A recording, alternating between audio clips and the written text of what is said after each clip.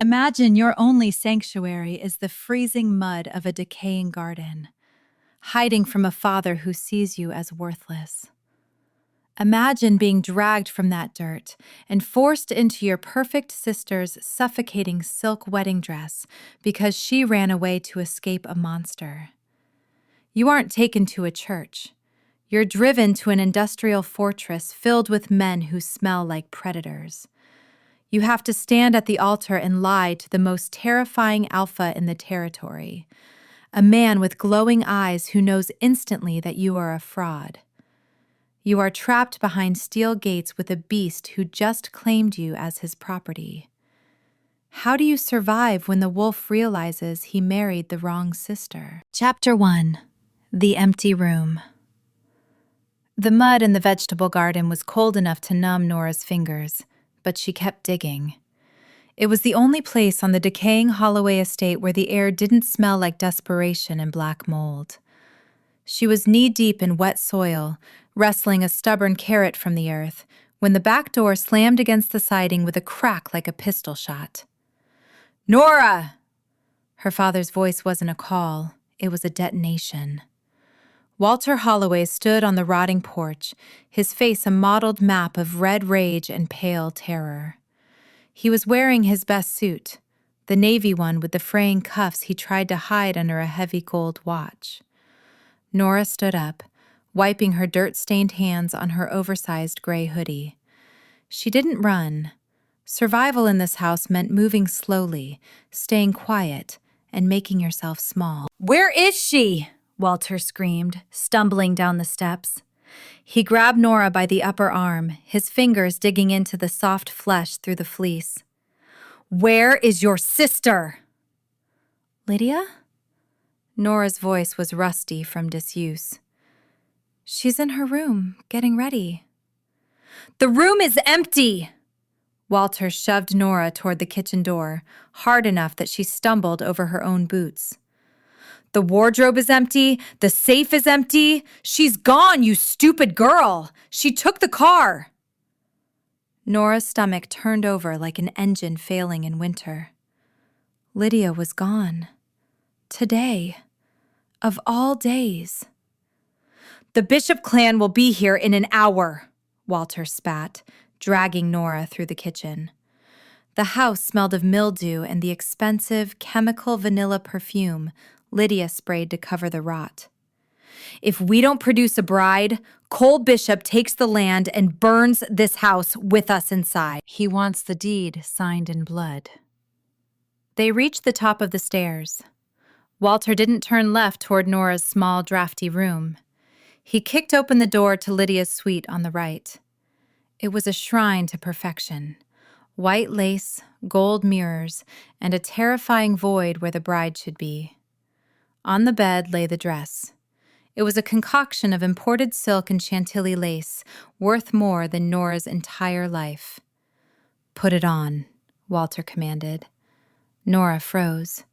"Dad, I can't. The contract, it's for Lydia, they'll know."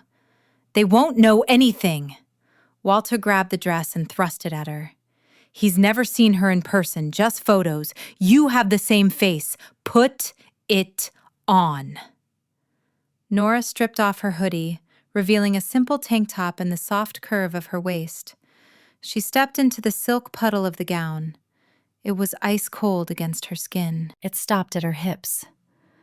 "It's too small," Nora whispered, panic rising in her throat. "Lydia is a size 2. I'm not." "Make it fit," Walter snarled. He spun her around and grabbed the zipper. He didn't care about the fabric. He didn't care about her skin. He yanked the zipper up with violent force. The metal teeth bit into Nora's flesh. She gasped. The air squeezed out of her lungs as the bodice crushed her ribs. It was a vice, compressing her soft curves into a shape they weren't meant to hold. "Dad, stop! I can't breathe!"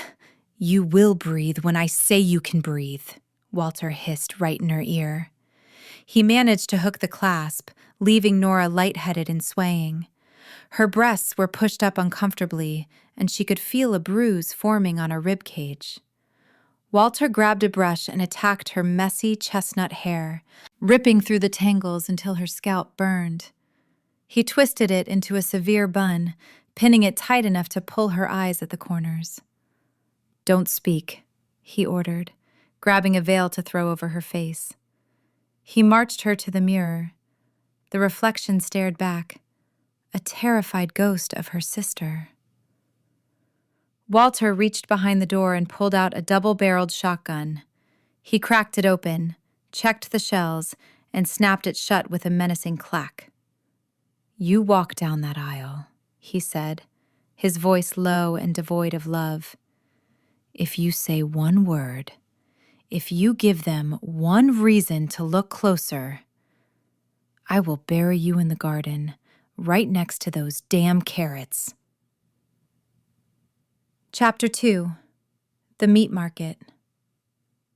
The drive to the bishop's stronghold took 40 minutes of suffocating silence. Nora sat in the back of her father's sedan, the silk dress cutting off her circulation.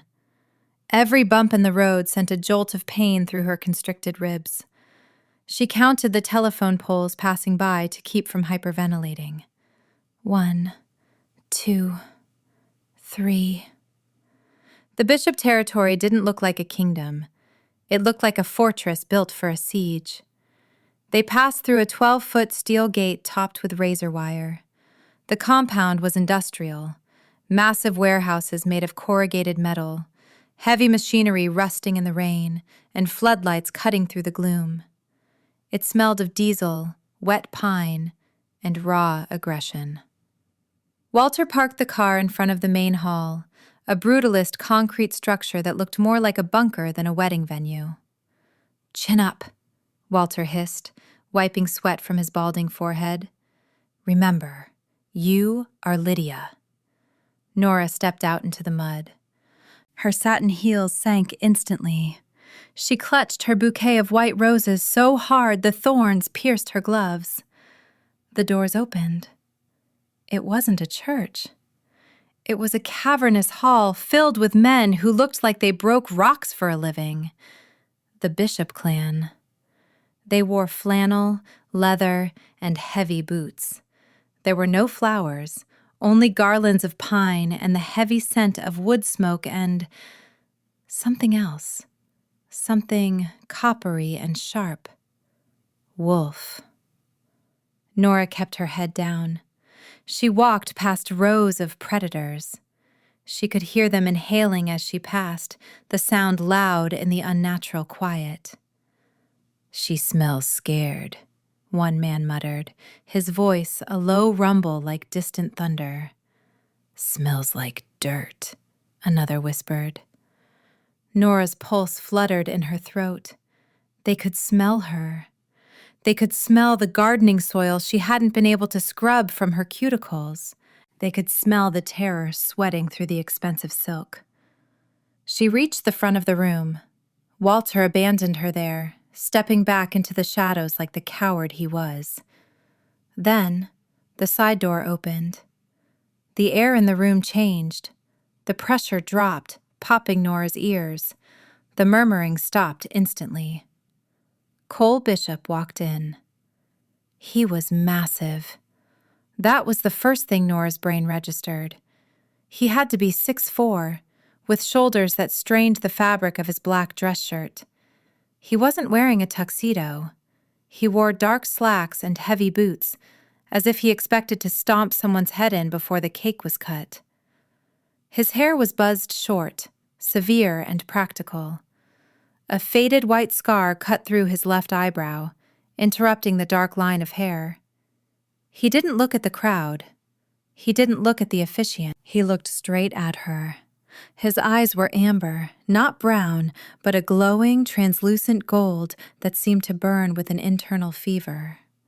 He stopped at the altar, waiting for her to close the final distance. He didn't look like a groom. He looked like an executioner, waiting for the condemned to step onto the block. Nora took a breath, but the corset stopped it halfway. She forced her feet to move. One step. 2 steps. Cole watched her approach. He didn't smile. His jaw was set, a muscle ticking in his cheek. He looked tired, exhausted, really, like a man carrying the weight of the entire concrete ceiling on his back. But under the exhaustion, there was a lethal stillness. Nora stopped 3 feet away from him. She was shaking. She couldn't help it. She rubbed the small scar on her thumb through the glove, a nervous tic she couldn't suppress. Cole took a step forward. He didn't reach for her hand. He leaned in, invading her personal space, his face inches from her neck. He inhaled. Chapter 3. The Smell of a Lie. The moment Cole Bishop inhaled, the world stopped spinning. Nora froze, her eyes squeezed shut behind the veil. She knew what Lydia smelled like: synthetic vanilla, expensive hairspray, and cold ambition. Nora smelled like wet earth. She smelled like rosemary from the garden, and right now, she smelled like sour, blinding terror. Cole pulled back slowly. Nora opened her eyes. She looked up, way up, into his face. The amber fire in his eyes had gone cold. His pupils were blown wide, black holes swallowing the gold. His nostrils flared, taking in another breath of the air between them. He knew. He looked past her shoulder to where Walter Holloway was sweating in the front row. A dark, dangerous look crossed Cole's face, a lip curl that showed a flash of teeth. Then his gaze snapped back to Nora. "Run," her instinct screamed. "He's going to kill you right here. He's going to tear your throat out on the altar." "You," Cole whispered. His voice was gravel grinding on concrete. It wasn't a question. It was an accusation. Nora's mouth opened, but no sound came out. She waited for him to shout, to call the guards, to end the charade. Instead, Cole moved. His hand shot out and grabbed hers. It wasn't a gentle hold. His grip was crushing. His calloused palm engulfed her smaller hand, squeezing so hard she felt the bones in her knuckles grind together. It hurt. It was a warning. "Let's get this over with," he growled, loud enough for the officiant to hear, but quiet enough that the threat was meant only for her. He turned toward the officiant, dragging Nora with him. "Read the damn words." The officiant, a nervous man with a trembling book, started stammering through the rites. Nora stood there, stunned. Her hand was throbbing in Cole's grip. Heat radiated off him like a furnace. He was unnaturally hot, his skin burning against her glove. Why wasn't he stopping this? Why was he marrying a fraud? "Do you, Cole Bishop, take this woman—" "I do," Cole interrupted, his voice flat and bored. "And do you—" The officiant looked at Nora. Nora looked at Cole. He was staring straight ahead, his jaw locked tight. He gave her hand another squeeze, painful and sharp. "Say it." I do," Nora squeaked. "Sign the book," Cole commanded. He dragged her to the table. He signed his name in heavy, jagged strokes. Cole Bishop. Nora picked up the pen. Her hand shook so badly the tip rattled against the paper. She hesitated. If she signed Lydia, she was committing fraud. If she signed Nora, she was dead. She felt Cole's heat at her back. He leaned down, his lips brushing her ear. "Sign the name on the contract," he whispered, his voice vibrating through her spine. "Or your father dies before he reaches the parking lot." Nora squeezed her eyes shut and scrawled, "Lydia Holloway." "It is done," the officiant announced. There was no cheering, just a low, collective exhale from the room full of wolves. Cole didn't kiss her. He didn't lift the veil. He turned, keeping his bone-crushing grip on her hand, and marched her down the aisle. He walked fast, his long legs eating up the distance, forcing Nora to stumble to keep up in her restrictive dress. He didn't stop at the reception hall. He kicked open the double doors and dragged her out into the rain, toward the massive, mud-spattered black truck waiting at the curb. A Dodge Ram 3500, lifted and dented. "Get in," he snarled, opening the passenger door. He didn't wait for her to climb up. He grabs her by the waist, his hands spanning her entire midsection, and hoisted her into the cab like she was a sack of feed. He slammed the door, walked around to the driver's side, and fired up the engine. It roared to life, sounding like a beast waking up. Nora huddled against the door, the dress pooling around her like a shroud. She had survived the wedding, but now she was alone with the wolf. Chapter 4: The Closed Door. The ride to the main house was silent and suffocating. Cole drove with one hand on the wheel, his knuckles white. The truck's heater was blasting, but Nora was shivering so hard her teeth clicked together. They pulled up to a large, sprawling cabin made of dark timber and stone, separated from the rest of the compound by a dense line of trees. This was the Alpha's den. Cole killed the engine. "Out!" Nora scrambled down, nearly tripping on her hem. She followed him inside. The interior was masculine and sparse, leather furniture, bare wood floors, and no decorations. It was clean but lived in. A stack of paperwork sat on a table, a pair of muddy boots by the door. Cole locked the heavy oak door behind them. The click of the deadbolt echoed like a gavel. He turned to face her. He reached up and tore his black tie off, throwing it onto the floor. Then he unbuttoned the top 2 buttons of his shirt, exposing the thick column of his throat and the start of a jagged scar on his collarbone. "Take off the veil," he said. Nora reached up with trembling fingers and unpinned the lace. She let it fall to the floor. She stood there, exposed. Her messy hair was coming loose from the pins. Her makeup was likely smudged. She looked nothing like the polished photograph he had been sent. "I know I'm not her," Nora whispered, the words rushing out before she could stop them. "Please, my father, he made me. Lydia ran away. I'm just the spare. I'm nobody." She braced herself for the blow. She closed her eyes, waiting for the anger she had lived with her entire life. A sound broke the silence, a dry, rasping huff of air. Cole was laughing. Nora opened her eyes. Cole wasn't looming over her. He had walked to the sideboard and was pouring himself a glass of amber liquid. He took a swig, then leaned his hip against the counter, looking at her with tired amusement. "You think I care about Lydia Holloway?" he asked, his voice low.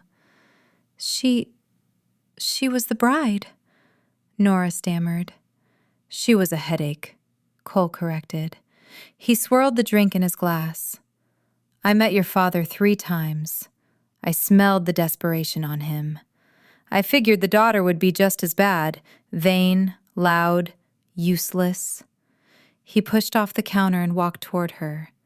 The amusement vanished, replaced by that intense, predatory focus. He stopped a foot away. The heat coming off him was palpable, baking the air between them. It radiated from him like he was running a high fever. "You," he said, looking her up and down, "smell like dirt and panic. You aren't polished. You're terrified." "I am," she admitted. "Good," Cole nodded. "Terrified people are honest. Terrified people follow rules." He took another step closer. Nora backed up until her heels hit the wall. Cole placed one hand on the wall beside her head, boxing her in. Here is the situation, little shadow. I need the Holloway land rights to secure my northern border. The contract required a marriage to a Holloway daughter. It didn't specify which daughter. Nora's breath hitched. So, you're keeping me? I'm keeping the deal, Cole said flatly. I don't need a partner. I don't need a wife. I need a body to stand next to me at functions so the council doesn't find me. You will play the part. You will be queen in public. In private, you stay out of my way. And my father? Nora asked. If you play your part, Cole said, his eyes flashing gold, your father gets to keep breathing. If you run, if you lie to me, I will hunt you down and I will tear that house apart, brick by brick. He leaned down, his face inches from hers. Do we have an accord? Nora nodded frantically. Yes. Words, he commanded. Yes, she whispered. We have an accord. Good. Cole pushed off the wall and turned his back on her. Guest room is down the hall, second door on the left. Don't come out until morning. Chapter 5. The Rules. Nora didn't sleep. The guest room was huge, the bed soft, but she sat in a chair by the window all night, clutching the rusted key to her garden shed in her sweaty palm like a talisman, the metal digging into her glove. It was the only piece of home that didn't hurt. When the sun rose, painting the industrial compound in grays and rusts, she heard heavy boots in the hallway. The door opened without a knock. Cole stood there. He had showered and changed into fresh clothes, dark jeans and a gray flannel shirt rolled up to the elbows. He looked awake, alert, and entirely too large for the doorframe. Breakfast, he said. Kitchen, 5 minutes. Nora scrambled to obey. She was still wearing the wedding dress. She couldn't unzip it herself. Wait, she called out. Cole paused, looking back. I can't get out of this, she gestured to the gown. The zipper is stuck. Cole sighed, a heavy sound of annoyance. He walked into the room. Turn around. Nora turned, presenting her back. She felt his hands, hot, calloused, huge, brush against her bare skin. She flinched. Relax, he muttered. I'm not going to eat you. He gripped the zipper tab. With one smooth, forceful tug, he pulled it down. The pressure on her ribs vanished, and she sucked in her first full breath in 24 hours. Get changed, he said, not lingering. You have clothes in the dresser. My sister left them years ago. Hopefully they fit better than that corset. 10 minutes later, dressed in jeans and a sweater that was slightly too big, Nora walked into the kitchen. It was a modern space, stainless steel and black granite. Cole was standing at the stove frying eggs. The domesticity of it was jarring. The alpha of the Bishop clan, cooking eggs. He slid a plate onto the island counter without looking at her. Eat. Nora sat. She picked at the toast. Rules, Cole said, leaning against the counter and watching her eat. Rule 1, you don't lie to me. Ever. I can smell it. It smells like burning plastic, and it gives me a headache. Nora nodded. Okay. Rule 2, the basement is off limits. The door is reinforced steel for a reason. Don't touch it. Okay. Rule 3. Cole moved closer. We are going to the mess hall. My wolves are going to be watching. They need to see that the alliance is strong. They need to see that you are mine. Yours? Nora asked. My property, Cole clarified, his voice devoid of romance. Wolves respect territory. If they think you're weak, they'll test you. If they think you're mine, they won't touch you. What do I have to do? Stand there, Cole said, and let me handle the rest. They walked to the mess hall together. The moment they entered, the noise level dropped. 200 heads turned. The smell of grease and testosterone was overwhelming. Nora instinctively tried to shrink into her oversized sweater. Cole didn't let her. He reached out and placed his hand on the small of her back. His palm was scorching hot. It burned through the wool of her sweater, branding her skin. He pulled her flush against his side, his fingers splaying out over her hip, possessing her. Chin up, he murmured, his voice low and vibrating against her temple. Look them in the eye. If you look at the floor, you're prey. Nora forced her head up. She looked at the sea of faces. Morning, Cole said to the room. It wasn't a shout, but his voice carried to the back wall. Morning, Alpha, the room chorused back. Cole guided her to the head table. He pulled out her chair. He didn't stop touching her. His hand rested on her neck, his thumb tracing the pulse point behind her ear. It was a display, a warning to every male in the room. Mine. Nora sat stiffly, feeling the weight of his claim. It was a lie. It was a performance. But as his hot thumb rubbed a soothing circle against her skin, she realized the terrifying truth. She felt safer next to the monster than she ever had in her own home. Chapter 6. The Intruder. The mess hall display had worked, perhaps too well. After breakfast, Cole vanished into the bowels of the compound to deal with security protocols, leaving Nora alone in the sprawling, silent main house. She felt like a ghost haunting someone else's life. The silence was unnerving. In the Holloway estate, silence usually meant her father was passed out or plotting. But here, it felt like the house was holding its breath, waiting for her to make a mistake. She wandered into the kitchen around noon. Her ribs gave a sharp, hot twinge of protest with every step. The bruise from the corset blooming purple across her torso like a storm cloud. She rubbed her side gingerly, her fingers brushing the rough denim of the borrowed jeans. They were soft from age, smelling faintly of cedar, and provided a strange comfort. The kitchen was occupied. 2 staff members, older women with gray-streaked hair and forearms like dock workers, were prepping lunch.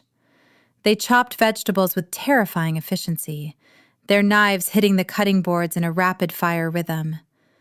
When Nora entered, the rhythm didn't break. They didn't look up. They didn't speak.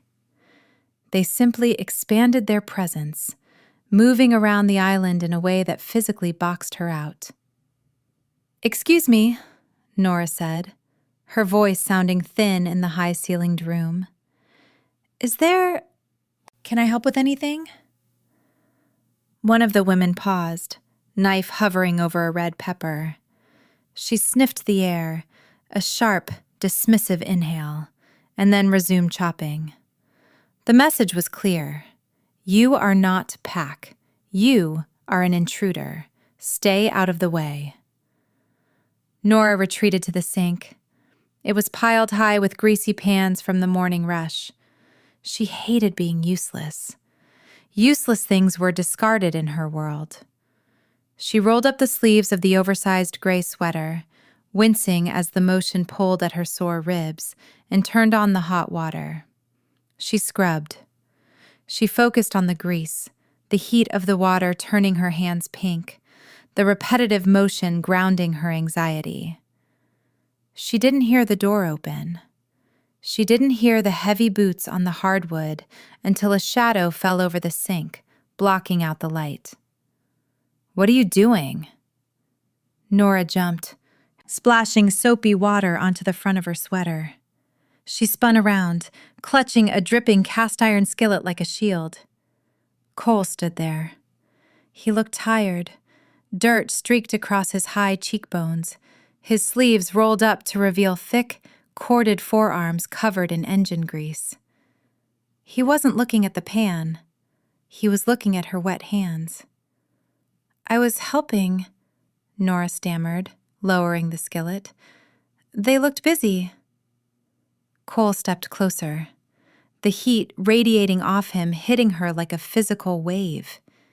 He reached out and took the heavy pan from her hand, setting it on the counter with a metallic clang. "My wife," he said, his voice low enough to vibrate in her chest, "does not scrub grease off pans." "I'm not your wife," Nora whispered. "I'm the substitute." "To them." Cole jerked his chin toward the women, who were now watching with wide eyes. "You are the queen. If they see you scrubbing their dishes, they will think I married a servant. They will think I am weak." He grabbed a towel and grabbed Nora's wet hand. His grip was rough but careful. He dried her fingers one by one. The intimacy of it, the calloused pad of his thumb rubbing over her knuckles, made her breath hitch. "If you want to work," Cole said, dropping the towel, "go to the library, read the treaties, learn the laws, but do not make me look like a fool in my own kitchen." Chapter 7. The Beta. Nora retreated to the library, but she didn't read. She paced. The treaties were dry legal jargon about land rights and hunting zones, and her brain was too buzzed with adrenaline to focus.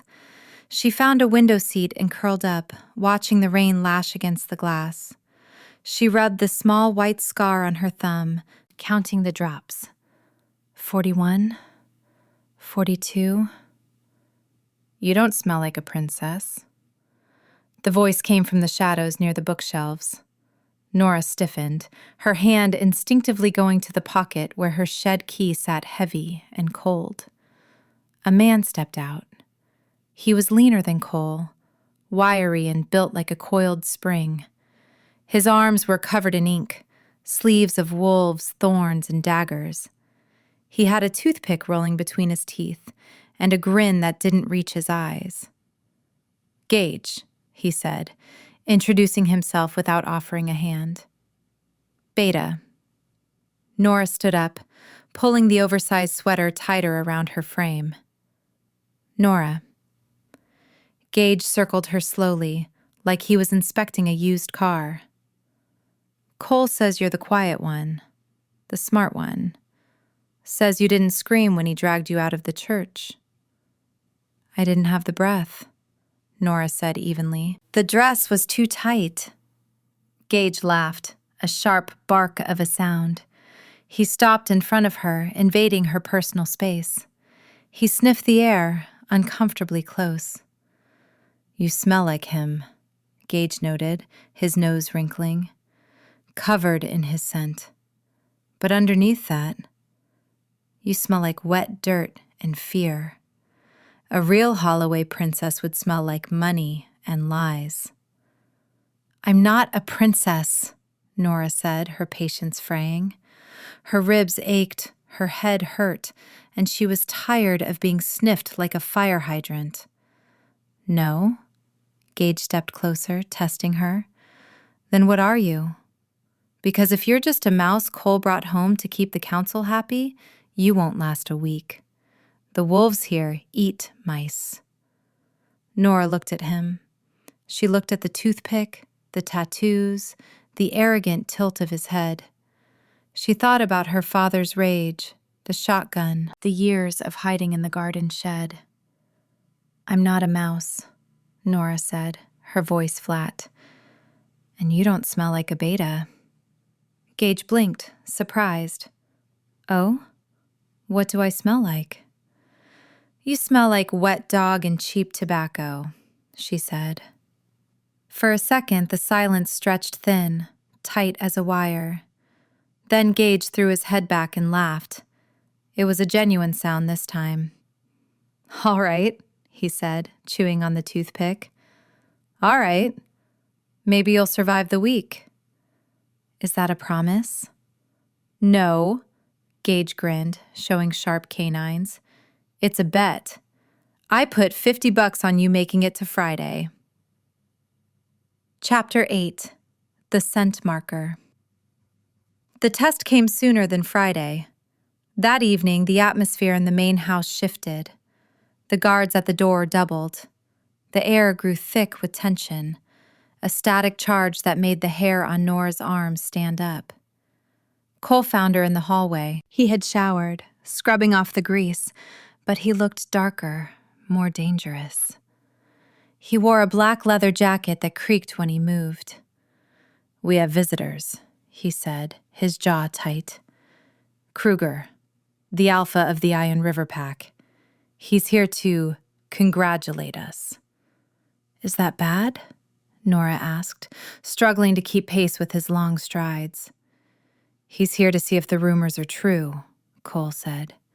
"He wants to know if I married a Holloway pawn or if I secured the border. Stay close. Don't speak unless spoken to." They entered the main foyer. A group of 5 men stood there. The leader, Kruger, was a bear of a man with a shaved head and a beard that reached his chest. He smelled like sulfur and rotting meat.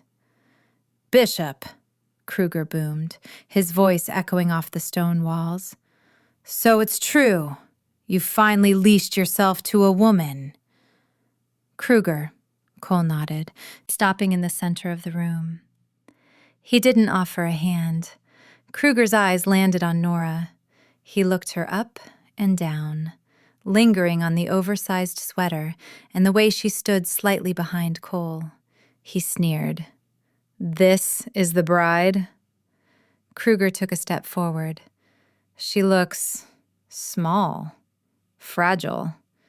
Not much of a queen, is she? I heard the Holloway girls were breeders, but this one looks like she'd snap if you looked at her wrong." Nora felt the insult like a slap. She wanted to shrink, to disappear into the floorboards. Cole went perfectly still. The temperature in the room plummeted. The guards by the door put their hands on their weapons. "Careful, Kruger," Cole said. His voice was soft, terrifyingly so. "You are talking about my wife." "Just an observation," Kruger laughed, taking another step. He was too close now. He inhaled deeply, making a show of scenting her. "Doesn't smell like much either. Weak blood." Cole moved. It wasn't a strike. It was a claim. He stepped between Nora and Kruger, breaking the line of sight. He reached out and shrugged off his heavy leather jacket. In one fluid motion, he draped it over Nora's shoulders. The jacket was heavy, warm, and saturated with his scent. Pine, rain, and that unique, feverish heat. It engulfed her. Cole turned back to Kruger, blocking Nora from view completely. "She smells like me," Cole snarled, the alpha resonance vibrating the windows in their frames. "And if you look at her again, I will take your eyes." Kruger stepped back. His sneer faltered. He looked at Cole, then at the small figure wrapped in the massive black jacket. He nodded, once, slowly. "Understood," Kruger muttered. "No offense meant, Bishop." "Get out," Cole said. Chapter 9. The Fever Starts. Nora woke up drowning. At first, she thought she was back in the dream, the one where the garden shed flooded and she couldn't find the key. But when she gasped for air, her lungs burned. It was 3 a.m. The guest room was pitch black. Her body felt like it had been run over by a truck. Her joints ached with a deep, grinding throb. Her skin felt too tight for her body, hypersensitive to the sheets. She was sweating, soaking through the thin t-shirt she slept in, but she was shivering violently. Flu, she thought, delirious. I caught the flu from the rain. She tried to sit up, but the room spun. She groaned, a low, miserable sound that seemed to echo in the silent house. Down the hall, a door slammed. Heavy footsteps thundered toward her room. Nora curled into a ball, clutching her stomach. The ache wasn't just physical. It was a hollow, pulling sensation in her chest, like a fishhook dragging her somewhere. Her door flew open. Cole stood in the hallway light. He was shirtless, wearing only gray sweatpants. His chest was heaving. His eyes weren't amber anymore. They were glowing, molten gold in the darkness. He sniffed the air, a desperate, animalistic inhale. "Nora," he choked out. "I'm sick," she whispered, her teeth chattering. I think I have a fever." Cole didn't come in. He gripped the door frame so hard the wood splintered under his fingers. He looked like he was in pain, sweat glistening on his shoulders, his muscles pulled taut as bowstrings. "It's not the flu," he growled. The smell coming off him was overwhelming. Spiced wood and heat, so much heat. It washed over Nora, and for a second, the pain in her joints vanished, replaced by a desperate need to be closer to him, to touch him. She sat up, reaching a hand out. "Cole?" He flinched back as if she had thrown acid at him. "Stay there," he ordered, his voice cracking. "Don't come out. Do not open this door." He grabbed the handle and slammed the door shut. Nora heard the lock click. Then she heard something else. A heavy body sliding down the wall on the other side, and a low, guttural groan that sounded like a man fighting a beast. The pull had begun. Chapter 10. The Lesson. The next morning, the fever had receded to a dull ache, leaving Nora exhausted and confused. The door was unlocked. Cole was nowhere to be seen. Gage found her in the kitchen, staring at a cup of tea. "Boss wants you in the gym," he said, tossing an apple at her. She caught it instinctively. "Says if you're going to start fights with alphas like Kruger, you need to know how not to die." The gym was a converted warehouse bay with rubber mats and punching bags that looked like they had been mauled by bears. Cole was there. He was wrapping his hands with black tape. He wore a sleeveless shirt that showed off the expanse of his arms and the scars that mapped his skin. He didn't look at her when she walked in. "You froze yesterday," he said. No hello, no mention of the night before. "He was twice my size," Nora defended, hugging her sides. "And he smelled like a corpse." "He is a predator," Cole said, turning to face her. "And so are the rest of them. If I am not there, you are food. I won't have my wife eaten. It's bad for business." He tossed a pair of gloves at her. "Put them on." Nora pulled the gloves on. They were heavy and awkward. "Hit the bag," Cole commanded. Nora threw a punch. It was weak, her wrist buckling on impact. The bag barely moved. "Pathetic," Cole muttered. He walked over to her. Stance, feet apart, knees bent. He kicked her boot with his. "Widen your stance." He moved behind her. He placed his hands on her hips to adjust her angle. The contact was electric. Even through her clothes, his touch seared her skin. Nora gasped, the memory of the fever flashing back. Cole froze for a second, his thumbs digging into her hip bones, his chest brushing her back. He pulled away abruptly. "Make a fist," he said, his voice rougher than usual. "Thumb on the outside. If you tuck it in, you break it." He wrapped his large hand around her gloved fist, guiding the motion. "Imagine it's your father," Cole whispered in her ear. "Imagine it's the shed door and you lost the key. Punch through the target." Nora thought of the dress. She thought of the shotgun. She thought of the years of silence. She swung. Her fist connected with a solid thud. The bag swung back. A jolt of pain shot up her arm, but it was a good pain. It felt like power. "Again," Cole said, watching her with those burning golden eyes.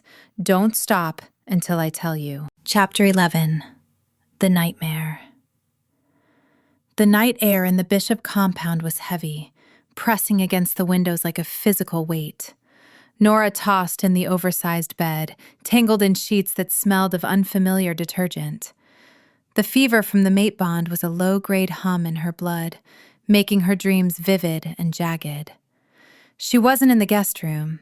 She was back in the hallway of the Holloway estate. The walls were closing in, covered in peeling floral wallpaper that looked like rotting skin. Her father was there, but he didn't have a face, just a mouth, screaming orders she couldn't hear. He was holding the zipper of the wedding dress. He pulled it up, and the fabric tightened. It kept tightening. It crushed her ribs, snapped her spine, squeezed the air from her lungs until her vision went black. "No," she whimpered, thrashing. "I can't breathe. Stop!" The zipper became a snake, coiling around her throat. She clawed at it, but her hands were tied with silk. The darkness swallowed her. Nora woke up screaming. It wasn't a movie scream. It was a raw, strangled sound of pure terror that tore from her throat before she could stop it. She sat up, gasping, her chest heaving as she clawed at the neck of her t-shirt, trying to loosen a phantom noose. Boom! The bedroom door didn't open. It exploded inward. The wood around the lock splintered, sending shards flying across the floor. Cole stood in the ruined frame. He was shirtless, wearing only gray sweatpants, his chest heaving like a bellows. His eyes were glowing molten gold in the darkness, and his claws were out, gouging marks into the doorframe. "Where are they?" he roared, scanning the empty room for a threat that didn't exist. Nora scrambled backward until her spine hit the headboard. "No one. It was just a dream." Cole froze. The killing tension in his shoulders didn't drop, but his gaze snapped to her. He inhaled deeply, the sound wet and animalistic. He smelled the sour tang of her nightmare sweat, the spike of adrenaline. He crossed the room in 2 strides. The mattress dipped under his weight as he sat on the edge, not touching her, but close enough that his fever-hot body heat radiated against her bare legs. "Breathe," he ordered. His voice was rough, like gravel tumbling down a chute. "I'm trying," Nora gasped, clutching her knees. "It was the dress. He wouldn't stop pulling the zipper." Cole let out a low growl, a vibration that rumbled deep in his chest. It wasn't directed at her. It was directed at the ghost of Walter Holloway. He didn't offer a hug. He didn't offer soft words. He simply sat there, a massive, immovable wall of muscle and heat between her and the door. He placed one large hand on the mattress beside her ankle, anchoring himself. "You are not there," Cole said, the gold in his eyes slowly fading back to amber. "You are behind my walls. Nothing gets through my walls." Nora looked at his hand, the scarred knuckles, the sheer power in his grip on the sheets. For the first time in her life, the monster in the room wasn't there to hurt her. He was there to eat anything that tried. She stopped shaking. "Okay?" Cole didn't leave. He stayed on the edge of the bed watching the door until the sun came up. Chapter 12. The greenhouse. The next morning, the sky was the color of a bruise, threatening more rain. Cole found Nora in the kitchen, nursing a cup of coffee and trying to ignore the whispers of the staff. "Come with me," he said. He looked exhausted, shadows bruising the skin under his eyes, but the feverish edge to his scent had dialed back to a manageable simmer. He led her out the back door, past the garages where the mechanics were working on the fleet of trucks, and toward the edge of the forest line. The Bishop territory was vast, acres of pine and rocky terrain, but nestled against the eastern wall was a structure Nora hadn't noticed before. It was a glass house, or it used to be. The structure was Victorian in style, with an iron skeleton that had rusted to a burnt orange. The glass was grimy, covered in years of moss and dirt. Weeds choked the entrance, standing waist-high. Cole stopped in front of it. He dug into the pocket of his jeans and pulled out a key. It wasn't rusted like the one Nora kept in her pocket. This one was heavy brass, though tarnished with age. "My mother's," Cole said, staring at the overgrown mess. "She liked dirt. Like you." Nora stared at the building. It was a wreck. It was beautiful. "It's been locked for 10 years, Cole said, holding the key out. "The heater is probably broken. The glass needs cleaning. It's a disaster." Nora reached out. Her fingers brushed his palm as she took the brass key. A spark of static snapped between them, making them both flinch, but neither pulled away. "Why?" she asked. Cole shoved his hands into his pockets, looking away toward the tree line. "You pace when you have nothing to do. It makes me nervous. Fix it up. Grow your herbs. Just stop looking like you're waiting for the other shoe to drop." Nora clutched the key tight, the metal biting into her palm. At the Holloway estate, the garden had been her prison, forced labor to keep up appearances. This felt different. This was permission to create something. "Thank you," she whispered. Cole grunted, uncomfortable with the gratitude. "Don't thank me yet. There's probably raccoons in there." He turned to walk back to the house, his shoulders hunched against the wind. Nora watched him go, then looked at the key in her hand. For the first time since the wedding, the knot of anxiety in her chest loosened just a fraction. She stepped into the weeds, ready to work. Chapter 13. The Rogue. 2 hours later, Nora was sweaty, dirty, and happier than she had been in years. She had managed to force the greenhouse door open and was currently clearing out the dead vines from the center aisle. Her ribs ached with a dull, manageable throb, and her knuckles stung from yesterday's boxing lesson, but the physical labor was grounding. She was bent over, wrestling a particularly stubborn root with a rusty spade she'd found, when the hair on the back of her neck stood up. The birds had stopped singing. Nora straightened slowly, gripping the spade. She remembered Cole's warning. "If I am not there, you are food." A low growl emanated from the shadows in the corner of the greenhouse, where a pile of rotting potting soil sat. A wolf stepped out. It wasn't like the bishop wolves. This creature was mangy, its gray fur patchy and matted with mud. Its ribs showed through its skin, and yellow foam dripped from its jaws. A rogue. Desperate, starving, and insane. It locked eyes with her. It smelled the scent of Cole on her, the alpha marker, and snarled, a sound of pure hatred for authority. Nora didn't scream. Screaming wasted breath. "Get out," she said, her voice shaking but loud. The wolf lunged. It moved faster than she expected, a blur of gray and teeth. Nora reacted on instinct. She didn't try to punch it. She swung the spade like a baseball bat. Crack! The metal edge connected with the wolf's snout mid-air. The impact jarred Nora's arms all the way to her shoulders, sending a spike of agony through her bruised ribs. The wolf yelped, crashing into a potting table, sending terracotta pots shattering to the floor. It scrambled up, shaking its head, blood dripping from its nose. It was angry now. It crouched to spring again. Nora raised the shovel, backing up. She was cornered. Suddenly, the glass roof above them shattered. It wasn't a rock. It was a black thunderbolt. A massive black wolf crashed through the ceiling panels, landing in a shower of glass and fury between Nora and the rogue. It was Cole. He didn't bark. He didn't posture. He simply blurred into motion.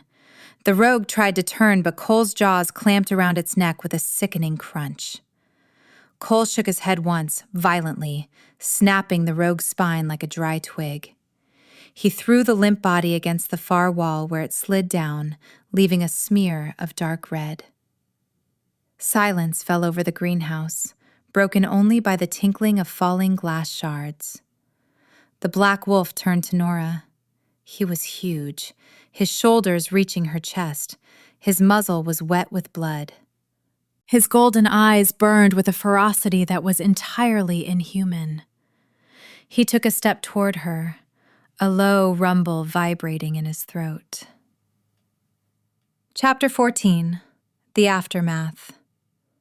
Nora froze, the shovel slipping from her numb fingers to clatter on the concrete.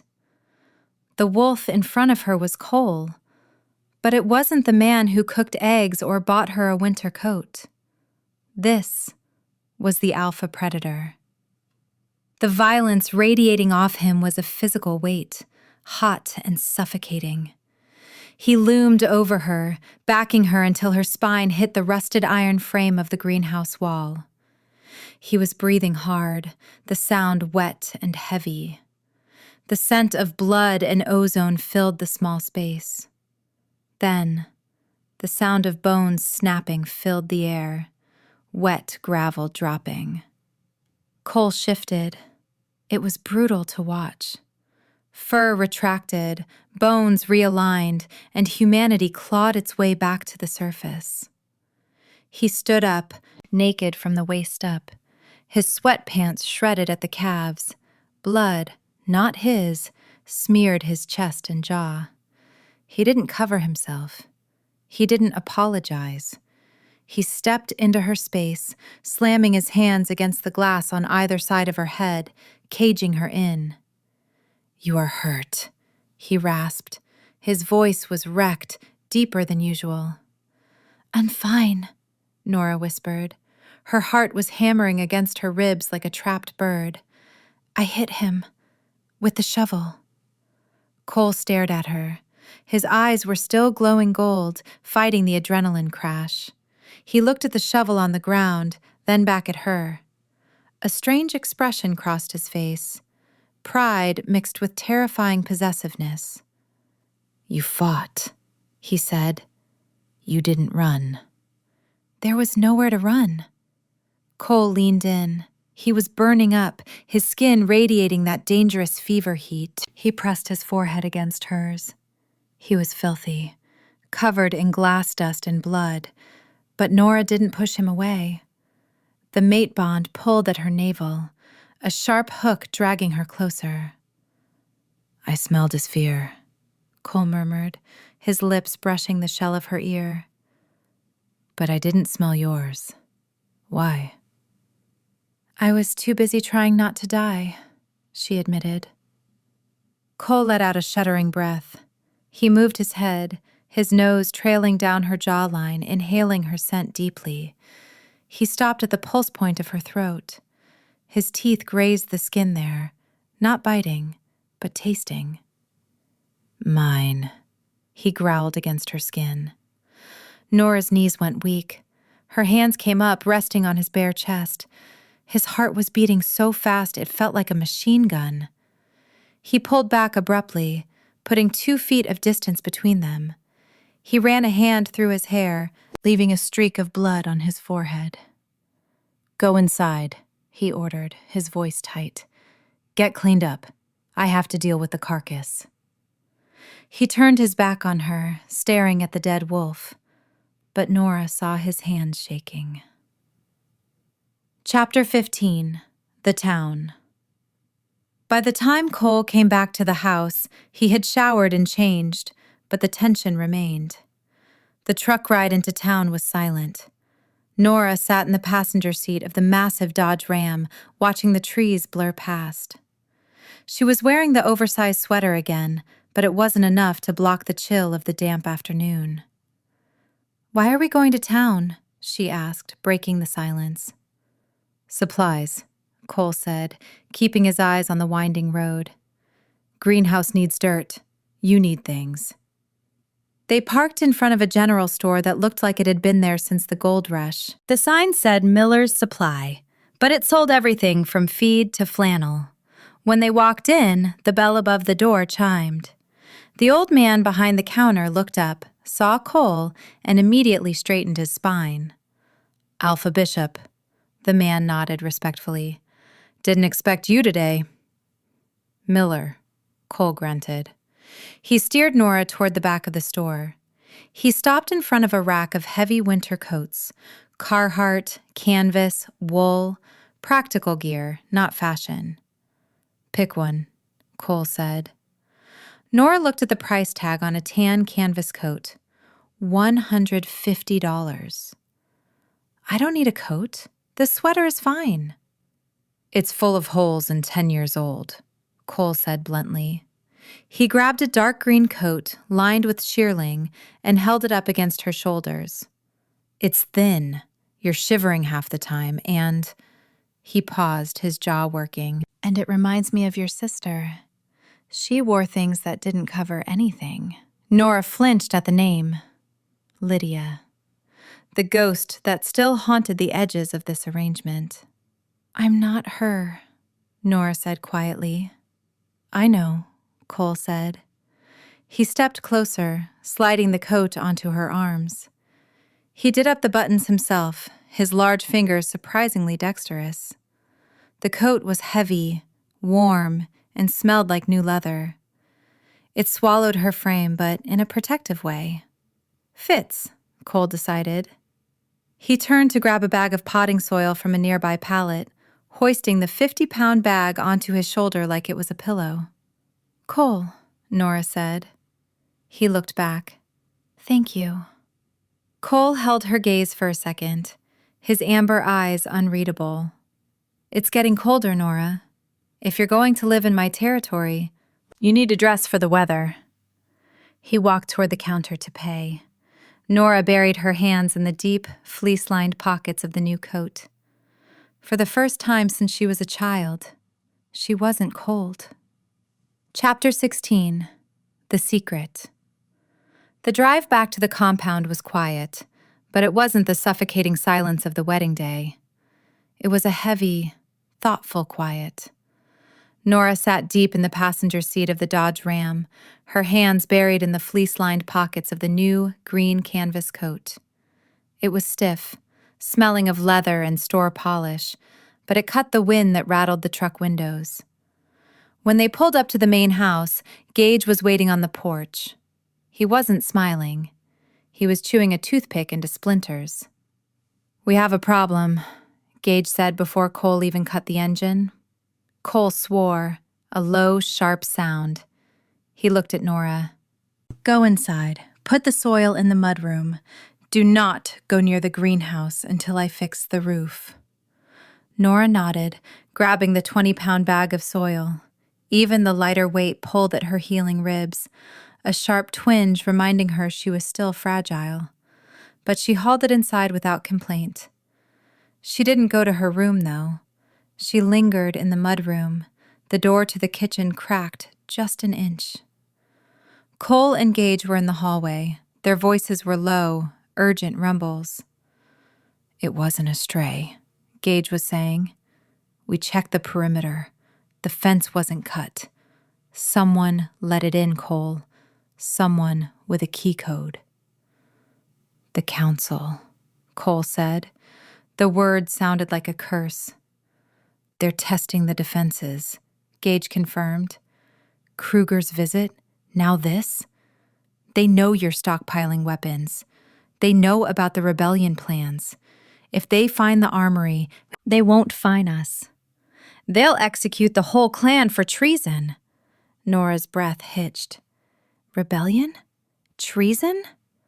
She knew Cole was powerful, but she thought he was just another alpha playing politics.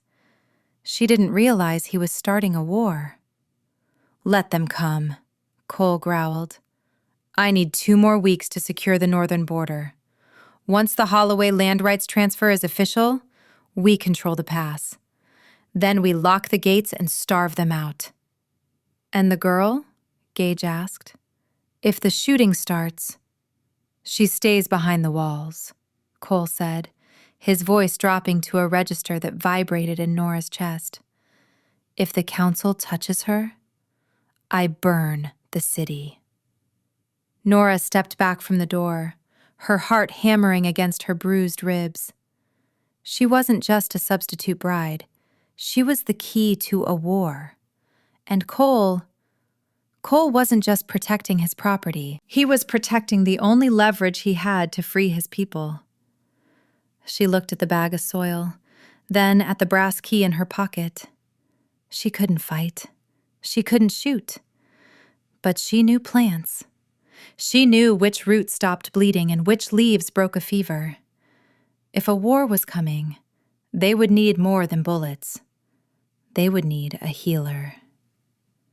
Chapter 17. The Parents Return.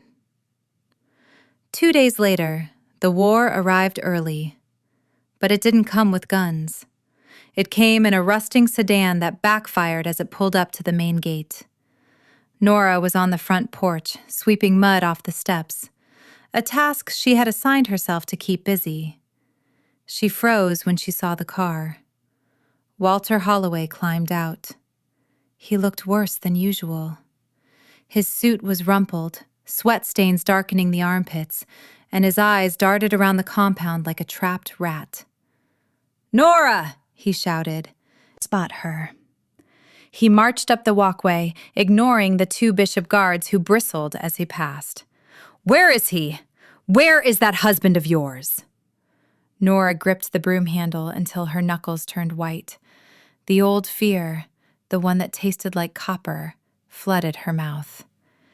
"He's busy, Dad. You shouldn't be here." "Busy?" Walter scoffed, stopping at the bottom of the stairs. He looked her up and down, sneering at her jeans and the heavy work boots. "Look at you. You look like a farmhand. I put you in a silk dress, and 2 days later, you're dressed like a laborer. You are useless, girl. Even as a fake, you're a disappointment." "What do you want?" Nora whispered. "I want my money," Walter spat. "The monthly stipend. It's late. I have debts, Nora. Big debts. And if your husband thinks he can stiff me just because I gave him the spare twin, he's wrong." He took a step up. "Go get him, or I'll drag you out of here and sell you to someone who pays on time." He reached for her. Nora flinched, bracing for the grab. It never happened. The front door opened behind her. A hand, large, hot, and scarred, clamped onto Nora's shoulder, pulling her back against a solid wall of muscle. Cole stepped out. He didn't look at Nora. He looked at Walter with eyes that burned cold gold. "You touched her," Cole said. It wasn't a question. I'm her father," Walter stammered, stepping back. The smell of fear coming off him was sudden and pungent. "I have rights.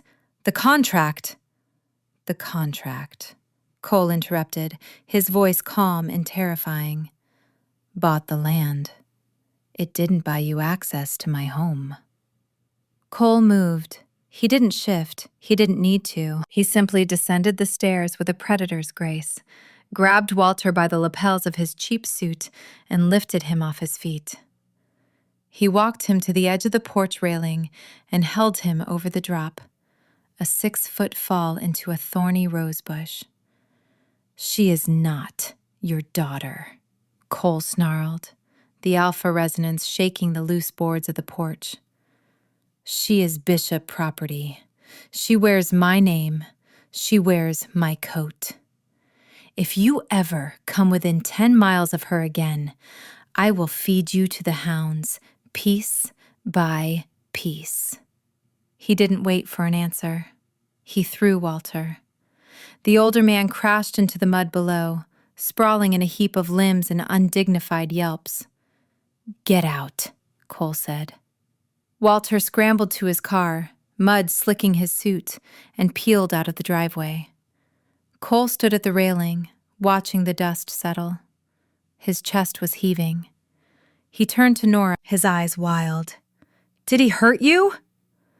Nora shook her head, staring at the empty driveway. "No." Cole reached out, brushing a stray hair from her face. His hand was trembling. "Good." Chapter 18. The Confession. That night, the house was cold. The heating system rattled in the vents, fighting a losing battle against the dropping temperature. Cole sat in the Alpha's den, a glass of amber whiskey in his hand.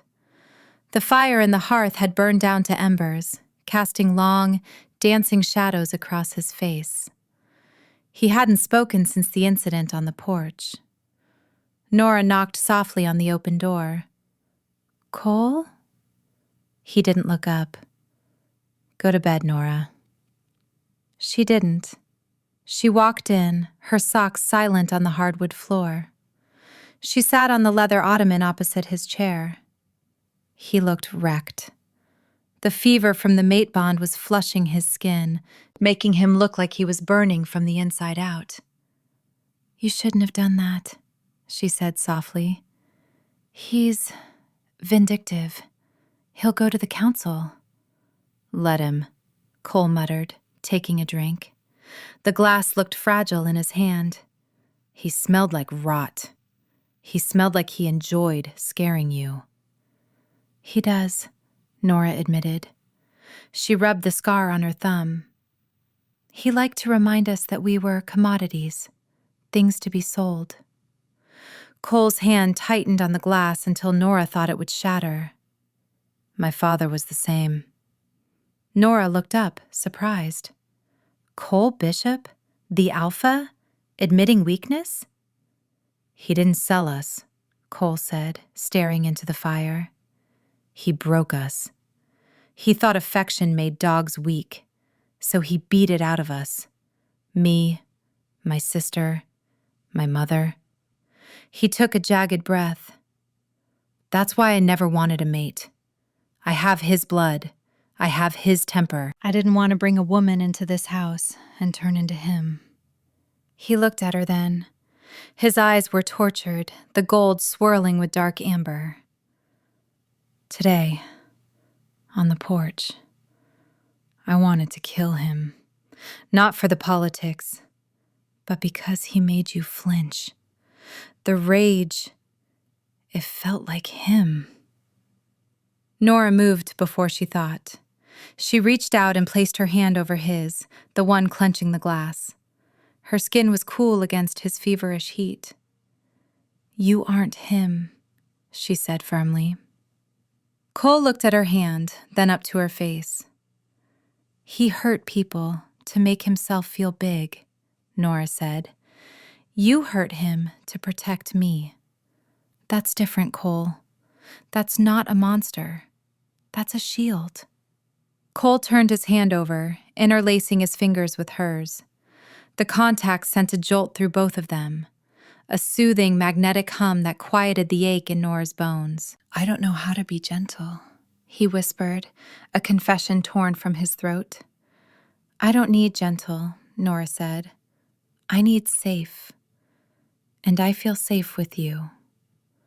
Cole closed his eyes, leaning his head back against the chair. He didn't let go of her hand. They sat there in the dying light, the silence between them no longer heavy, but shared. Chapter 19. The Moon Madness. The peace didn't last. Biology didn't care about moments of connection. The next evening, the quarter moon rose, a sliver of white that triggered the biological imperative in every alpha male in the territory. For Cole, combined with the unconsummated mate bond, it was gasoline on a fire. Nora was in the kitchen when she heard the roar. It came from the basement. It wasn't human. It was a guttural, tectonic sound that shook the floorboards and rattled the dishes in the cabinets. "Stay here!" Gage barked, appearing from the hallway. He looked terrified. "He's locked in. The steel door will hold him. Do not go down there." "He sounds like he's dying," Nora said, clutching the counter. "He's in the rut," Gage said, wiping sweat from his forehead.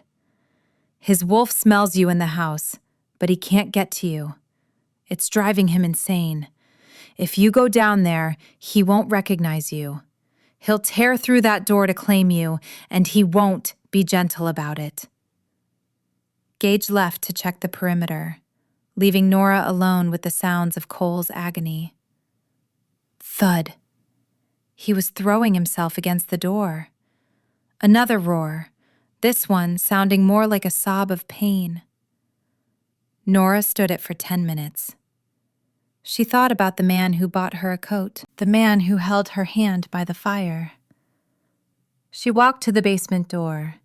It was a heavy, reinforced steel slab at the bottom of the stairs. She could feel the heat radiating through it. "Cole?" she whispered. On the other side, the thrashing stopped instantly. A heavy inhale. "Nora," a voice rasped. Not human, but a distorted, growling approximation of speech. "Run." "I'm not running," she said, sitting down on the cold concrete step, leaning her back against the steel door. "I'm right here." She could hear him pacing on the other side, claws clicking on cement. He was close, just inches away. "It hurts," he groaned. "I know," she said. She closed her eyes and started to hum. It was the low, vibration-heavy tune she used to self-soothe in the garden shed. A melody without words, deep and rhythmic. She pressed her hand against the metal. On the other side, she heard Cole slump against the door. He mirrored her position. The frantic energy bled out of the air, replaced by a heavy, pulsing connection. The bond hummed between them, singing through the steel. "Sing," he commanded, his voice a low purr. So she sang. She sang until her throat was dry and the scratching on the other side stopped completely, replaced by the heavy, rhythmic breathing of a sleeping wolf. Chapter 20. The Sister. Morning brought silence. The basement was quiet. Gage had gone down at dawn with clothes and water, confirming that the fever had broken enough for Cole to be human again. Nora was in the kitchen making coffee. She felt drained, her own sympathetic fever having spiked in the night, leaving her limbs heavy. But she felt lighter. The bond wasn't a hook anymore. It was an anchor. She walked out onto the front porch to drink her coffee in the cool air. The rain had stopped. The sun was trying to break through the gray clouds. She looked toward the main gate. The heavy steel gates were opening. Nora frowned. The guards had stopped a vehicle at the checkpoint, arguing for a moment before stepping back to let it pass. A yellow taxicab drove through the gates. It looked out of place among the lifted trucks and armored SUVs, a bright, jarring spot of color in the gray compound. The taxi pulled up to the main house. The driver didn't get out. The back door opened. A pair of pristine, red-bottom stilettos stepped into the mud. Nora froze. Her coffee cup slipped from her fingers, shattering on the porch steps. The hot liquid splashed her boots, but she didn't feel it. A woman stepped out of the cab. She was platinum blonde, her hair perfectly waved. She wore a white trench coat that cost more than the truck Nora had ridden in. She took off her sunglasses, revealing blue eyes that were cold, calculating, and terrifyingly familiar. She looked up at the porch. She saw Nora in the oversized green coat and dirty boots. She smiled. It wasn't a nice smile. "Hello, sister," Lydia Holloway said, her voice carrying on the wind. "I hear you've been keeping my seat warm." I'm back. Chapter 21. The Claim. Nora stood on the porch, coffee dripping from the toe of her muddy boot. The shatter of the ceramic mug seemed to echo in the sudden silence of the compound. Lydia Holloway stood at the bottom of the steps, a vision in a white trench coat and red-bottomed heels that looked ridiculous in the dirt. She lowered her sunglasses, her blue eyes sweeping over Nora with a mix of amusement and disgust. "Look at you," Lydia crooned, stepping over a puddle, "playing house in my leftovers. Did you enjoy the dress? I imagine the seams were screaming for mercy." Nora's hands curled into fists inside the pockets of her green canvas coat. The old fear, the instinct to shrink, to hide, flared in her chest. But then she felt the heavy brass key in her pocket. She felt the weight of the coat Cole had put on her shoulders. "You left," Nora said, her voice steady. "You ran away." "I took a vacation," Lydia corrected, ascending the first step. "I waited until the check cleared, and then I realized I didn't want to live in a warehouse with a dog. But then I heard the rumors. I heard the Bishop clan is sitting on a gold mine of weapons and land rights. I realized I might have been hasty." She stopped 2 steps below Nora, wrinkling her nose at the smell of coffee and mud. "Go pack your things, Nora. The game is over. The real bride is here." The front door opened. It wasn't a slam. It was a slow, heavy creak that sounded like a coffin lid lifting. Cole stepped out. He looked wrecked. He was wearing jeans and a gray t-shirt, his hair damp from a shower, dark circles bruising the skin under his eyes. The post-quarter moon exhaustion hung on him like a shroud, but the moment he saw Lydia, his posture shifted from tired to lethal. Lydia brightened, flashing a practiced, camera-ready smile. "Cole, darling, I am so sorry for the mix-up. My sister, she's always been jealous. I hope she hasn't been a bore." Cole didn't blink. He walked past Nora, placing himself between her and the woman in white. He looked down at Lydia like she was a piece of gum stuck to his boot. "Who are you?" Cole asked. His voice was rough, scraping like sandpaper. Lydia faltered. I'm Lydia, your wife. The name on the contract." Cole inhaled. He made a show of it, sniffing the air around her. He recoiled, grimacing. "You smell like chemicals and greed. Get off my porch." Lydia's smile vanished. "Excuse me? I am the Holloway heir. The contract specifies the eldest daughter. That is me. This," she pointed a manicured nail at Nora, "is a fraud. If you don't let me in, the council will be here by noon, and they take breach of contract very seriously." "Let him come," Cole said. "I'd rather fight a war than let you in my house." He grabbed the door handle and looked at Nora. Inside. He didn't wait for Lydia to respond. He ushered Nora in and slammed the heavy oak door in Lydia's face, locking the deadbolt with a final, decisive click. Chapter 22. The Council. Lydia wasn't bluffing. By noon, the compound was swarming, but it wasn't an invasion of soldiers.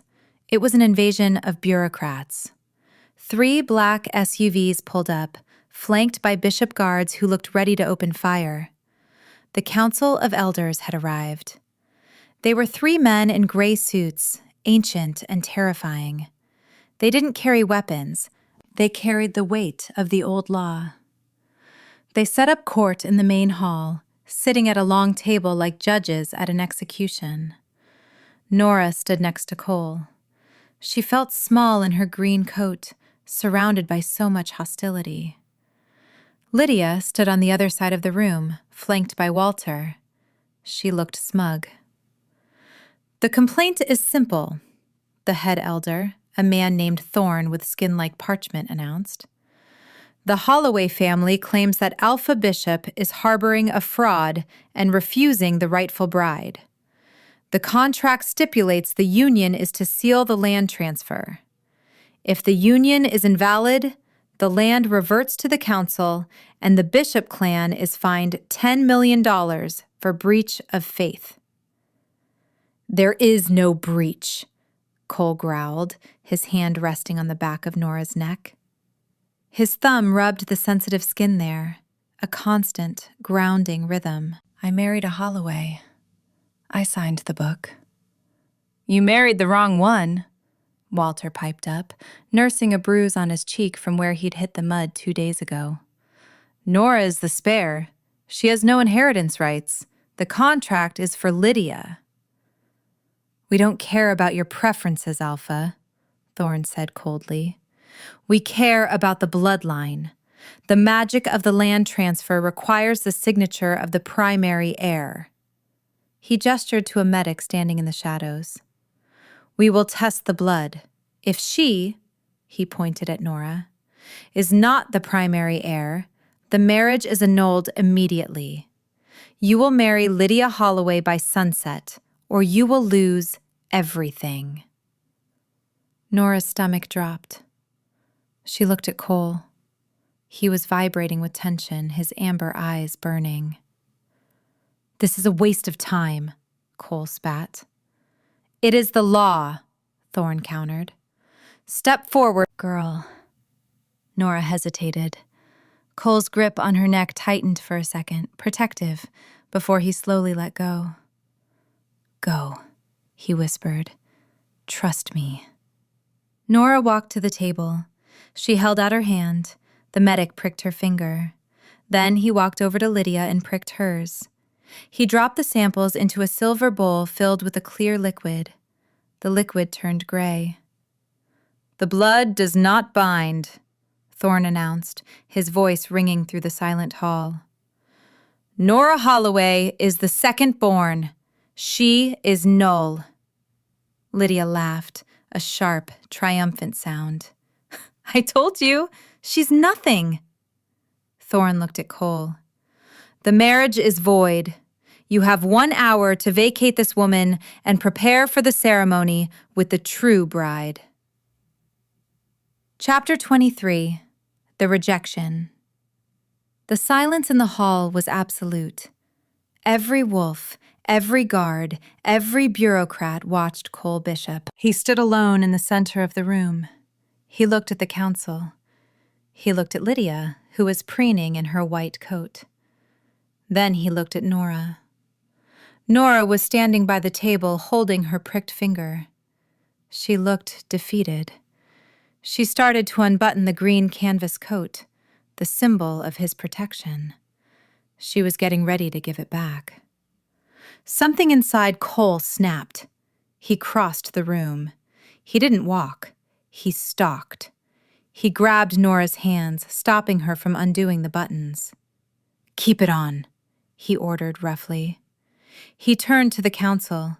He walked up to the table where the contract lay, the heavy parchment signed in blood. "You want the law?" Cole asked, his voice deceptively quiet. "We demand it," Thorn said. "The law says I need a Holloway," Cole said. He picked up the contract. "It says I need a signature to get the land." He ripped the parchment in half. The sound was like a gunshot. Thorn gasped. Walter shrieked. "What are you doing?" Walter screamed. "That's a binding document!" "Not anymore," Cole said. He tore the halves again and again until the contract was confetti raining down on the floor. "I don't care about the land. I don't care about the money, and I certainly don't care about your outdated laws." He turned to Lydia. She looked horrified. "You want to be queen?" Cole asked her. "Being queen of this pack means sleeping in a cold bed while I hunt. It means bleeding for people who will challenge you every day. It means standing in the mud while the world tries to burn you down." He pointed at Nora. She stood in the mud. She bled in the greenhouse. She sang to the monster in the basement when you would have run screaming.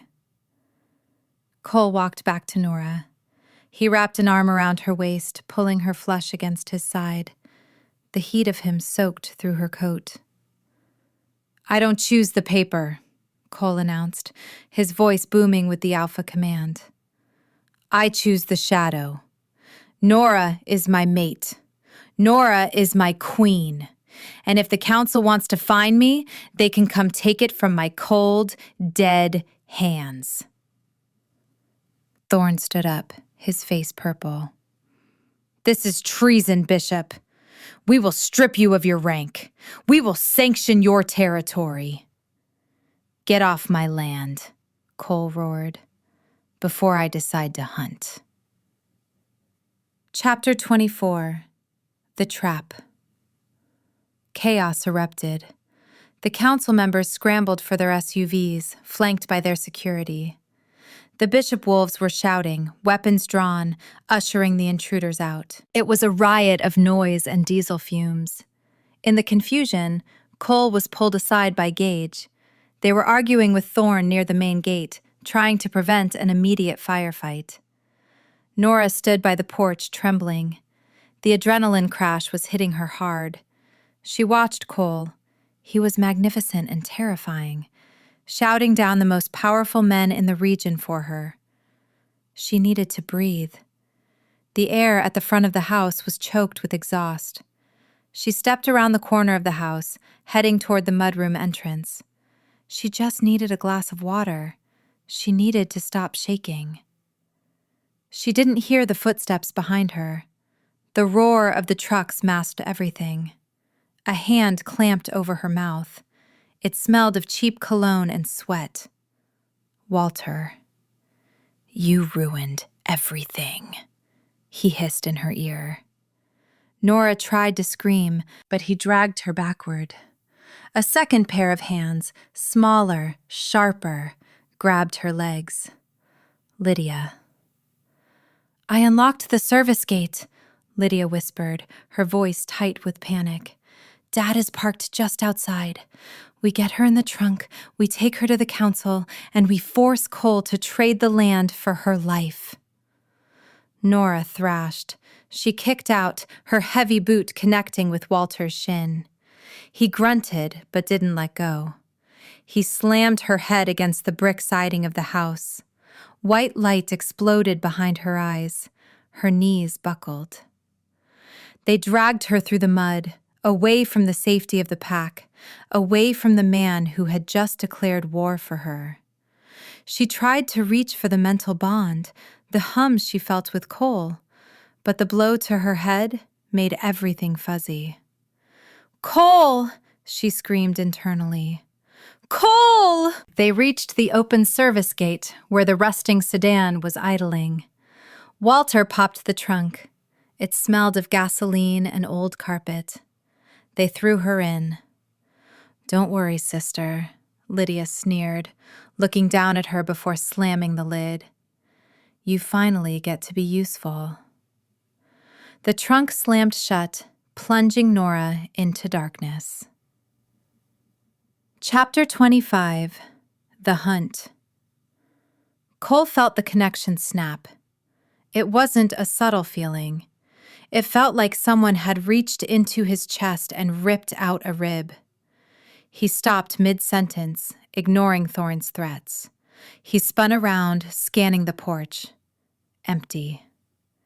"Nora?" he yelled. Silence. He sprinted to the spot where she had been standing. He smelled the air. Diesel. Dust. Ozone. And then, underneath it all, cheap cologne, vanilla, and blood. He followed the trail around the corner of the house. He saw the scuff marks in the mud. He saw the smear of blood on the brick wall. His heart stopped. Then it restarted, beating a rhythm that wasn't human. "Gage!" Cole roared. The beta was there in seconds. What? What is it?" "They took her." Cole didn't wait for a response. He didn't run for his truck. He didn't grab a gun. He fell forward, his body contorting mid-stride. The sound of bones snapping was lost in the roar of rage that tore from his throat. He hit the ground on 4 paws. The black wolf was larger than he had ever been. His fur bristled like iron wire. His eyes were burning pits of hellfire. He picked up the scent. Gasoline. Old carpet. Fear. The sedan was moving away from the rear gate, heading toward the forest road that led to the highway. They had a 2-minute head start. The wolf didn't care. He launched himself forward, tearing up the earth with claws the size of knives. He didn't run like a dog. He ran like a shadow, a blur of darkness cutting through the trees. He ignored the brambles tearing at his flanks. He ignored the burning in his lungs. There was only the scent. There was only the target. He cut through the woods, bypassing the winding road, aiming to cut them off at the property line. They took the shadow. They would not survive the light. Chapter 26. The Silver. The world was dark, smelling of gasoline and exhaust fumes. Nora lay curled in the trunk of the rusting sedan, her head throbbing in time with the bumps in the road. The blow against the brick wall had left her dizzy, nausea rolling through her gut like a tide. The car swerved violently, throwing her against the wheel well before coming to a screeching halt. The trunk popped open. Gray afternoon light flooded in, blinding her. Walter reached in, grabbing her by the collar of her green canvas coat. He yanked her out, letting her drop into the dirt. Nora's legs buckled. She tried to stand, but the horizon tilted sideways. "Get up," Walter spat. They were at the old Holloway barn, a rotting wooden structure on the edge of the property line, miles from the Bishop compound. It was where Walter kept the things he didn't want the neighbors to see. Lydia was standing by the car, checking her phone. "Hurry up, Dad. If Cole tracks the phone, we have 10 minutes. "He won't track the phone," Walter grunted, dragging Nora toward the barn doors. "He's a wolf. He tracks blood." He shoved Nora inside. The barn was dim, filled with rusted farm equipment and ancient hay. Walter marched her to a central support beam. He pulled a length of chain from a workbench. It wasn't iron. It shone with a dull white luster. Silver. "No," Nora whispered, trying to pull away. Walter didn't listen. He wrapped the chain around her waist and the wooden beam, cinching it tight. The metal was cold and heavy, biting into her ribs, but the real threat wasn't to her. Nora stared at the white luster of the links. Silver. It wouldn't burn her human skin, but if Cole tried to touch her, if he tried to rip the chains off with his bare hands, it would melt his flesh to the bone. "That should bring him running," Walter said, stepping back and wiping his hands on his pants. He picked up his shotgun from the table. "Now we wait. When he comes through that door, we trade. $10 million for your life." Nora slumped against the beam, the pain in her waist radiating up her spine. She could feel the connection to Cole. It was a frantic, burning wire in her mind. "He's coming," she thought, fighting the black spots in her vision. and he's not bringing a contract. Chapter 27. The Breaching. The silence in the barn lasted 4 minutes. Then, the howl cut through the air. It wasn't the lonely, mournful sound of a coyote. It was a deep, tectonic roar that shook the dust from the rafters. It came from the woods, close and closing fast. Lydia dropped her phone. "He's here." "Good," Walter said, raising the shotgun to the door. "Let him come." But he didn't come to the door. A mechanical roar joined the animal one, the high-pitched whine of a diesel engine redlining. "What is that?" Lydia shrieked. The back wall of the barn exploded. There was no warning. 1 second, the wall was solid wood. The next, it was splinters and twisted metal. The matte black grille of the Dodge Ram 3500 smashed through the rotting timber like a cannonball, carrying half the barn structure with it. The truck skidded to a halt in the center of the room, debris raining down. Walter fired the shotgun wildly into the dust cloud. Boom! Boom! The driver's door flew open. Gage rolled out, crouched low, a pistol in his hand. "Drop it, Walter!" But Walter wasn't looking at Gage. He was looking at the shadow moving through the hole the truck had made. A massive black wolf stepped into the light. He was snarling, his muzzle wet with saliva, his eyes burning gold. He didn't look at the gun. He looked at Nora, chained to the beam. He saw the silver. He smelled the copper tang of fresh blood from the wound on her temple. The wolf didn't attack. He shifted. The sound of bones cracking echoed in the sudden silence. The fur retracted, the snout reshaped, and Cole Bishop stood up from the crouch. He was naked, covered in dust and wood chips, but he looked more dangerous than the wolf. He walked toward Walter. He didn't run. He walked with the terrifying inevitability of a landslide. "Stay back!" Walter screamed, reloading the breech with shaking hands. "I'll kill her! I swear to God!" Cole didn't stop. Chapter 28. The Voice. "Stop." The word didn't come from Cole's throat. It came from the air itself. It was the alpha voice, a sonic frequency that hit the subbrain like a physical hammer. Walter dropped the shotgun. He clamped his hands over his ears, screaming as the pressure dropped him to his knees. Lydia collapsed beside the car, sobbing, her nose bleeding from the force of the command. Even Gage, a beta, flinched and lowered his weapon. Nora felt the vibration in her teeth, but it didn't hurt her. It felt like a shield, wrapping around her mind. Cole stopped 3 feet from Walter. The older man was groveling in the dirt, unable to look up. "Look at me," Cole commanded. Walter forced his head up, tears streaming down his face. "Please, I just wanted the money. It's my right." Cole reached down. He didn't hit him. He grabbed the front of Walter's shirt and lifted him until his toes dragged in the dust. "You chained her," Cole said. His voice was quiet now, terrifyingly conversational. "You used silver to keep me from my mate." I... "Gage," Cole said, not looking away from Walter. "Get the chains off her." Gage holstered his weapon and turned back to the ruined truck. He grabbed a pair of heavy bolt cutters from the utility bed and ran to Nora. He snapped the silver links with a loud crack. Nora slumped forward, and Gage caught her. "I got her, boss. She's bruised up, but she's okay." Cole dropped Walter. The man hit the ground like a sack of wet laundry. Cole turned to Lydia. She was curled in a ball, her white trench coat stained with oil and dirt. "You wanted a title," Cole said to the room.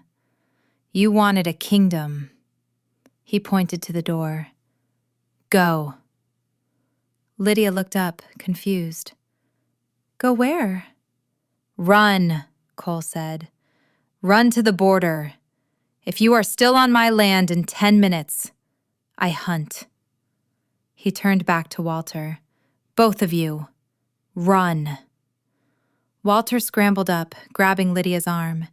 They didn't go for the car. They ran out the broken wall, disappearing into the tree line, stumbling and terrified.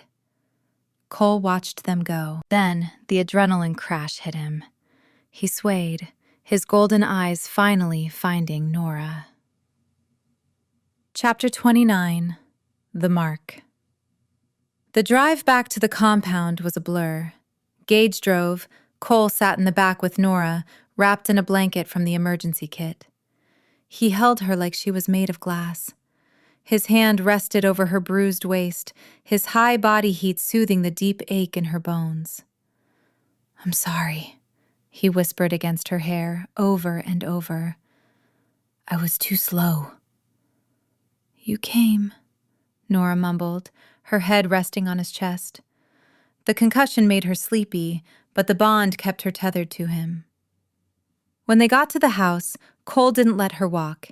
He carried her up the stairs to the Alpha's bedroom, not the guest room. He kicked the door shut and laid her on the massive bed. He checked her head, he checked her ribs, he checked the red welts where the chain had dug in. "They hurt," he said, his voice thick, "but they will heal." "I have scars," Nora said, reaching up to touch his face. She traced the scar on his eyebrow. "We match." Cole leaned into her touch. The fever that had been plaguing him for days spiked, but this time it wasn't painful. It was inevitable. "Nora," he groaned, "the bond, I can't hold it back anymore. You were gone. My wolf, he needs to know you are here. Permanently." Nora looked at him. She saw the man who cooked eggs, the man who fixed greenhouses, the man who tore down a barn to find her. "I'm not going anywhere," she said. She pulled his head down. "Claim me, Cole. Make it real." Cole didn't hesitate. He buried his face in the crook of her neck, right over the pulse point he had scented 1,000 times. He groaned, a sound of pure surrender, and sank his teeth into the soft skin. The pain was sharp, momentary, and then vanished, replaced by a rush of golden warmth that flooded Nora's veins. It felt like coming home. The mark formed, a scar that would never fade. Cole pulled back, licking the drop of blood from the bite. His eyes were no longer glowing. They were amber, warm and clear. "Mine," he whispered. "Yours," she answered. Chapter 30. Epilogue. 1 year later. The winter snow had buried the Bishop compound in 3 feet of white powder, turning the industrial fortress into something quiet and almost beautiful. Nora stood inside the greenhouse. It was transformed. The roof was fixed, the glass scrubbed clean. Inside, the air was warm and humid, smelling of damp earth and blooming jasmine. The heaters hummed, keeping the winter at bay. She was potting a new batch of medicinal herbs for the village clinic she had opened last month. Her hands were covered in dirt, her nails short, her oversized sweater rolled up to the elbows. The door opened with a gust of cold air. Cole walked in. He stomped the snow off his heavy boots and closed the door quickly. He was wearing his flannel shirt and jeans, looking less like a king and more like a husband. He walked over to her, wrapping his arms around her waist from behind. He rested his chin on the top of her head. "You've been out here for 3 hours, he rumbled, his voice vibrating against her back. "Gage is complaining that you're working harder than he is." "Gage complains about everything," Nora smiled, leaning back into him. She felt the mark on her neck tingle. a constant, warm reminder of his presence. Cole kissed the side of her neck, right over the scar. "Come inside. I made dinner." "Eggs?" she teased. "Steak," he corrected. "Rare. I'm a growing boy." Nora turned in his arms. She wiped a smudge of dirt from his cheek with her thumb. He caught her hand and kissed the palm, right over the calluses. "Are you happy?" he asked. It was a question he asked often, as if he still couldn't believe she stayed. Nora looked around the greenhouse, her sanctuary. She looked at the man who had built it for her. She thought about the empty, silent room at the Holloway estate and the cold, perfect sister who was running somewhere in the dark. She buried her hands in Cole's coat, pulling him down for a kiss. "Warm enough?" he whispered against her lips. "Always," she said. If this story has you hooked, show some love and like the video to help feed the algorithm. Make sure you subscribe to @Sera Werewolf Romance Collection to join the pack and get notified instantly for new uploads. Also, I want to know where my pack members are located. Comment below and tell me where you are listening from.